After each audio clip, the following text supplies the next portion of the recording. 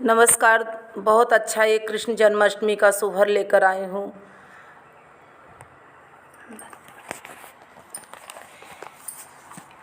एक ही पेड़ कदम कर मोतियन का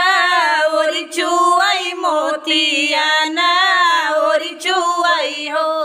सखिया से ही तरह ठाड़ श्री कृष्ण तगे दवालो कामई तगे दवालो कामई हो जाई के गे दवाया कास गए अवर ताल गए अवर ताल गए हो सखिया गे दवा के कारण श्री कृष्ण पताले दाह ठाड़ पताले दाह ठाड़ बए हो नाग सोआई नागिनी जागई बेनिया डोलावई बेनिया डोलावई हो नागिन का चांदी उलटी जब चितवाई के कर बालक ठाड़ बय के कर बालक ठाड़ बय हो के कर तू लड़का के कर बालक के कर बालक हो लड़का के कर पठाए आयत के थुआ के कारण के थुआ के कारण हो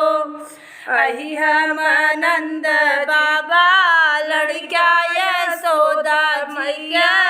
बालक यशोदा मैया बालक हो नागिन का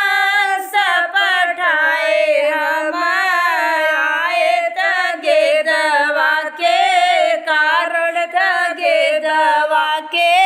कारण हो भागी जाओ नंद जी के लड़का यशोदा जी के बालक यशोदा जी के बालक हो नगवा नगवा छोड़ाई फूफकारे भसम होई जाबे भसम होई जाबे हो लड़का नगवा छोड़ाई फूफकारी भसम होई जाब भसम होई जाब हो जाऊ हम नवै नंद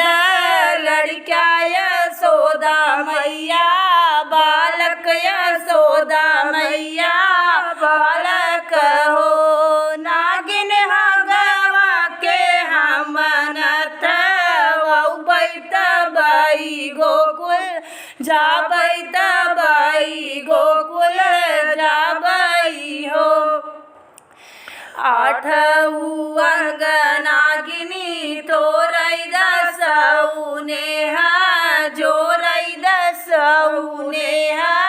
जोरई हो लड़का एक बेरी फेरवा है वात नगे घर पठऊ बनगे घर पठऊ बहो